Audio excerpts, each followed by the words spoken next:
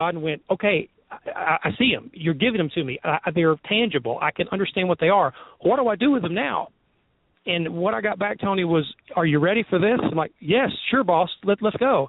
And it was like, this is the e-ticket ride at Disney, my friend. You sure you want this? And I'm like, yes, you've shown them to me. Let me use them. And we decided that we wanted to move back to where we came from. I picked up the phone and called a few people. I had 2 phone calls, an email, and 1 lunch, and had a job back in the market where we had been moved from because I'd built a good reputation. And I started this whole thing with the vowels from nowhere. It came out of absolute, total desperation. I was trying to get the team that I was coaching through 2009, which was the worst economic year since 1930. And I would just literally wrote down a bunch of words that were important to me. They happened to all start with A-E-I-O-U. It started all of this, ended up having me write a book, start a website. The book is sold on 3 continents. I toured behind it for a year while working a full-time job. And my wife looked at me at the end of 2011 and said, you're 50, not 30. You worked 361 days this year. I know God's got your heart. He's pushing you in a bunch of different directions, but you can't burn the candle at both ends and torch it in the middle. What are you going to do? Is this a business or is this a hobby? And she challenged me, and she was right, and I started the business full-time in 2012. That whole story is not about me starting a business. That whole story is about finally, after 47 years or 46, 47 years, me finally being able to be man enough to listen and stop thinking that I had all the answers. Once I saw those 3 things that came out, this email came back and said, here are the skills and abilities we're going to try to market. And they were looking at them as marketable skills, and I immediately saw them as gifts. And from then, Tony, everything else has happened. Having a second book out, having the success that it's shown, having people write me big checks to come speak to big organizations, have me come into churches and work with people I don't know, and have people come to me and put their arm around my shoulder and cry and go, I can't believe you're here. This made so much difference. Tony, that's not me. I can't do that. I'm not equipped to do that. That's a God thing. I've been allowed these gifts and allowed these opportunities because I finally was smart enough, desperate enough, whatever it was, to be quiet enough and let him take over. And what's interesting right now in the work that I do, 85% of the people that I work with are female, because women, and you're going to hear this in your other guests, I'm sure, women don't think they know everything. They either want to help each other or they're ready to continue to grow themselves. They want to help their family. And there's another stat that I heard on one of your other shows, 92% of women want to give something to someone else because it validates them. They feel like if they can give something to someone else, that it gives them a validation for what they're doing. So no wonder they like what I do. The men that come to me are desperate. They're angry. They're in a space where they can't relate to what they're doing anymore. They're just desperate, and they're ready to change, but it's by force. The women are so open and so ready and so willing to listen that's where it connects. But however it works, my friend, that's the power. And it can happen to you when you're 20 or 40 or 70. It happened to me in my late 40s, and the last 7 years has been an e-ticket ride, no doubt. And I'm learning from it every single day. Well, Brad, time goes fast here on the shows, as we know, because you've been on our shows a few times and some great information. And so before we head out, one of the things that I want to talk about, okay, and we don't have much time. So what I want to do is I'm real passionate about making sure that men understand the value of being a leader. And being a leader, from what I understand, it's about being the one responsible to make sure everything goes right. Now, we know that the mother, the wife of the house is the glue. We know that. They keep it all together. But a man is really supposed to be the ultimate leader.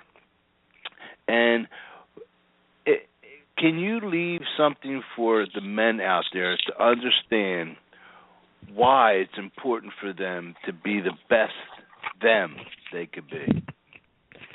Well, I would love to have the magic sauce to get this through to every man, but again, we all think we know where we're supposed to go. We don't ask for directions. We won't even ask for the right aisle in Walmart. We tend to just fumble around and try to figure it out on our own. That's the caveman mentality. Go out and take care of what you got to take care of, but do it yourself. The biggest thing you must understand if you're a man and if you're in any type of leadership role, whether it's you have a family or whether you have a business or whether you have a church group or anything where you're the person that they look to, is the role model aspect. We are all role models. I don't care if Charles Barkley believes that or not. We are all role models. And the key is, what are you showing? What are you telling your children? What are you telling the people around you? What are you telling your group that you work with if you don't try to grow and change yourself? I don't have even an instant to believe that I know everything or that I'm through learning. If I do, I might as well just curl up in a ball and die. You've got to be open to new ideas. You've got to be open to change and growth, and you've got to be open to look at yourself in the mirror and decide whether that's who you want to be, or it's who you think you are, or at the instant where it really works, who God wants you to be. And that was different for me. If you had told me 7 years ago I was going to write, not only one book but two, and do all the speaking stuff and travel, and I would have told you were nuts, that I was just a sales manager in a TV station and I knew that business and I'd grown up in it, and that was my legacy. But all this stuff happened once I figured out there was much, much more there, and all of us have that. This is not a unique quality for me. We all have it, Tony. It's a matter of being able to open that little door and let it out, or get in there and try to understand what it is. But you have to be willing, and you have to take a few moments a day and say, you know what, I just want to learn something new. I want to read something different. There's a great graphic that's going around LinkedIn right now. It's a little circle up in one corner, and it says your comfort zone. And down in the right-hand side is a big giant circle that they don't touch, and it says, but this is where the magic happens. Meaning you got to get outside your comfort zone to find what is really exciting and challenging in your life. And that goes for everything. You do networking groups. That's exactly the whole philosophy with that. But what it comes down to is, as a man, as a leader, you got to get outside your comfort zone. You got to learn to be what you were built to be, not what you think you are. Well, Brad, we're up against the clock. I really appreciate your time as always. I love spending time with you, and we'll have to have you back on the show. I hope you have a great day down here in Florida, and I hope that people will take the time out to go and visit with you. So just as you leave, tell everyone how they can find you.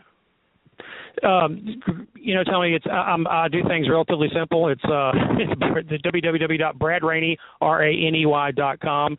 The email address is brad@bradraney.com. I'm on Facebook. I'm on Twitter. I'm on LinkedIn. I'm pretty easy to find.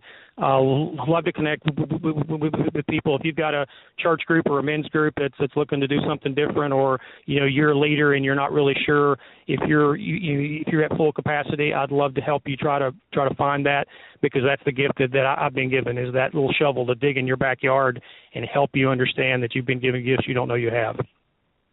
Awesome. We appreciate your time, Brad. You have a great day, and we'll be back right after this commercial break with our next guest. Entrepreneurs, it's time to get real. Stop working so hard and learn to do the things that matter. If your business is not successful and you know your stuff and are getting results for your clients, it's not your fault. The good news is you can change it, and your bottom line. All it takes is having the right strategy and being able to follow a consistent plan for your business success. Learn how at Michelle Sism's 3-day event in Houston in September. Go to takeactiongetprofits.com to learn more. All right, and welcome to Christian Radio. My name is Tony Gambone. You can find us every Thursday, 9 a.m. Central Standard Time here on the Tough Talk Radio Network. You can go to toughtalkradionetwork.com to find all the shows that we do here weekly on the network. We just finished up with Brad Raney, and as I mentioned, I've always been very passionate about helping men understand the value of the steps they take in their day. And I also know that women are a very, very important part of it. I was at a men's conference a couple weeks back, and one of the pastors that spoke there said they said that they made their wife their accountability partner so that they were there 24/7. And I'm thinking, oh, my goodness, how brave is that? So I came home and I said to my wife, I want you to be my accountability partner. but please give me some time to gain the strength to be okay with the truth that you're going to tell me. So I love that fact that I'm working on that. So I hope men out there will take advantage of trying to do something like that to someone that really knows you when you're bluffing. Dr. Verdi Rountree Lethermon is an author, a psychologist, a director of psychology services in the Houston Police Department. We hear a lot of things about the police departments nowadays. It's all over social media, the news. It's blown out of proportion. I know there's always two sides to the story. But we're going to be able to get some information from Dr. Lethermon on that. But more importantly, I want to talk to her about women and their role in the leadership part in their house. You know, I mentioned that they're the glue, right? They're the thing, they're that substance that keeps everything together in a household. So, Dr. Verdi, welcome to the show. Thank you so very much.